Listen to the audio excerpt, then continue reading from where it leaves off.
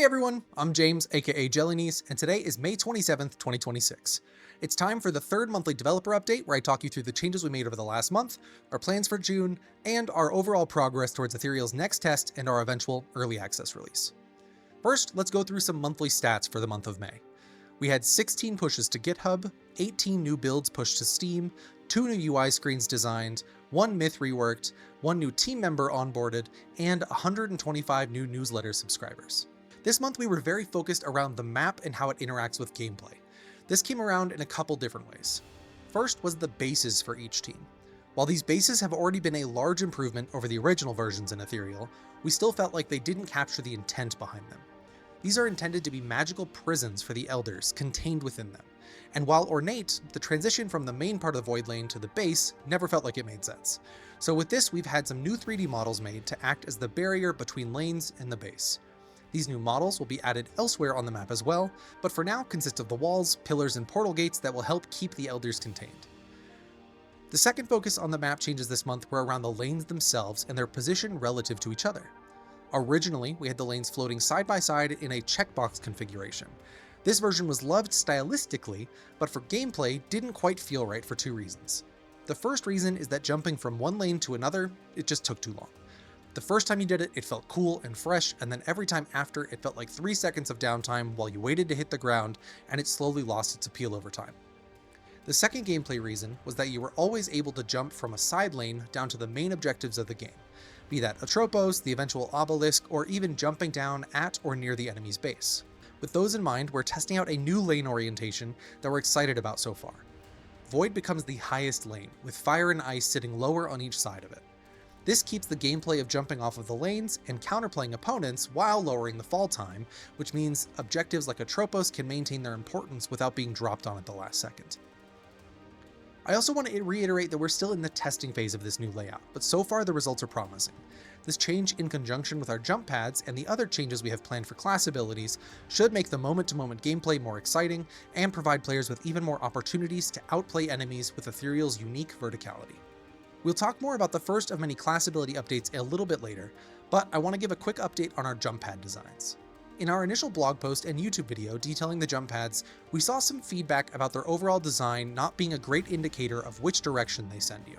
So in addition to the base models, we also had a new 3D model made for the jump pad that both matches Ethereal's aesthetic a little bit more, but also gives some clear indication of direction in the form of a bronze triangle at the base. We really appreciate the feedback our community has given in all aspects of the game and its development so far, so please let us know your thoughts on this change or any of the others in the comments, and join our Discord so you can chat with us and other community members more directly. Last month we said we were going to make progress on updating myth animations, and we've begun that progress with Dante. The main places we felt Dante needed some help was in his running and walking animations. Overall, his basic attacks and his abilities seemed to feel pretty good and didn't need much refinement. So with those places in mind, we've made a few adjustments. First up is adding dedicated walking and running animations to what he already had. This will make it that when Dante is sufficiently slowed, he has a dedicated animation that plays, and that when he's sped up, he will also have a clear indication that he's running faster. The last place we updated Dante's animations was around when he gets hit. Historically, the only way you knew your myth was taking damage was by seeing the flash effect and seeing your health bar go down. Now we've added some damage animations for Dante that increase in severity based on the amount of damage he takes. So small amounts and he reacts a little bit, but if he gets nuked, you'll see a much more dramatic version of these animations.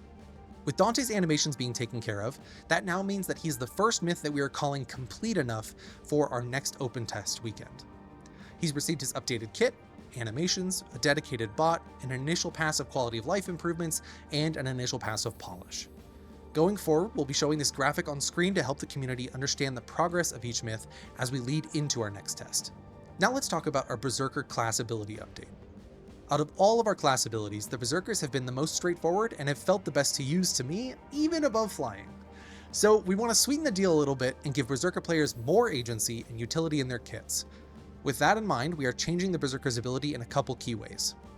First, gone are the days where you can only break specific walls around the map. Instead, we're updating the map to allow players to break nearly every wall in order to create pathways for their team in unique and new ways each game. There will be very few walls that players will not be able to break, but those will be used as sparingly as possible and will have a distinct look to them to show players that they are reinforced and can't be broken. Second, we don't want Berserkers to only be used as wall breakers. We also want them to be pathing changers. So we're testing out a couple of areas around the map where using a Berserker skill will allow players to knock over trees or walls and either block a path or create new terrain for their team to utilize to get up everywhere. Our goal with these class ability changes as a whole is to give each myth a tool that will allow them to create unique opportunities for either themselves or their team, and we feel that the changes to Berserkers do exactly that. Now let's talk about some of the other tasks we accomplished in May. First up is our new Discord integration. This is a tool we've been working on that will let your Discord friends see when you're playing Ethereal, which mode you're playing, and which myth you're playing as. Our goal is not only to make it easy to show when you're in-game, but to also extend this to allow inviting friends into your party in-game direct from Discord as well. We know that you guys don't have access to the game quite yet, but we're using this as a potential way that during the next test and during early access for the game to gain more traction and be viewable by others. Next, we wanted to share the results from the preferred match length poll we ran at the beginning of May. The majority of votes went to the 30 to 40 minute range category, followed closely by the I don't care as long as it's fun crowd. This fits perfectly with our philosophy of letting the game speak for itself. While we internally are targeting that 30 to 40 minute range, we also know that the frustration of a long match can be dealt with pretty easily if you get out of that match still feeling like you had fun, regardless of whether you won or lost. Third, let's talk about our new portals, which I've been internally referring to as our V2. The keen-eyed among you may have noticed that with the new bases, the new portal design has also been added to the map. This allows players to see in real time what's going on where they're teleporting to. In addition to visually being able to see the lane, we've added an effect to the outer edge of the portal, dictating which lane you're traveling to. So red for fire, blue for ice, or purple for void. This is a large step forwards towards adding clarity to our portals, and as of now, there's been almost no effect on performance by adding them to the map. To wrap up last month's checklist, we've also finished adding Malaya, Talos, and Dante bots to the game, bringing our total bot count to 5. Pretty soon, we'll be able to have a full 6v6 match available for internal testing without needing another player, which will help us iterate and update balance a little bit faster.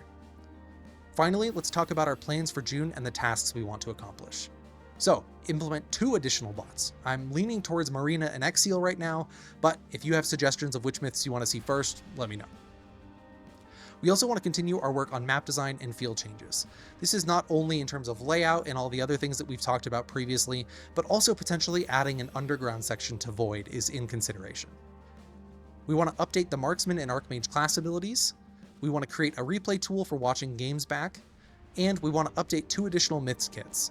So this would be telling you guys what the kits are, showing you how they work, and making sure that they're accessible in-game. Now I want to update our progress tracker with our percent to our next test and our percent to our early access release. As for our next test, I'm thinking about 75%. With Dante being completed, that's a large step in the right direction, but we want that full checklist completed for every myth in the 12 before we head into the next open test weekend. As for our early access release, I would say we're about 43% of the way there. Again, this has a lot to do with the myths that still need to be finished and prepared for that, but also the map changes, adding some polish, adding a bunch of features in that we want to make sure you guys have when the game officially launches. Thanks again so much for your support. We appreciate you guys being patient as this video is a couple days later than normal, but I'll see you guys next month.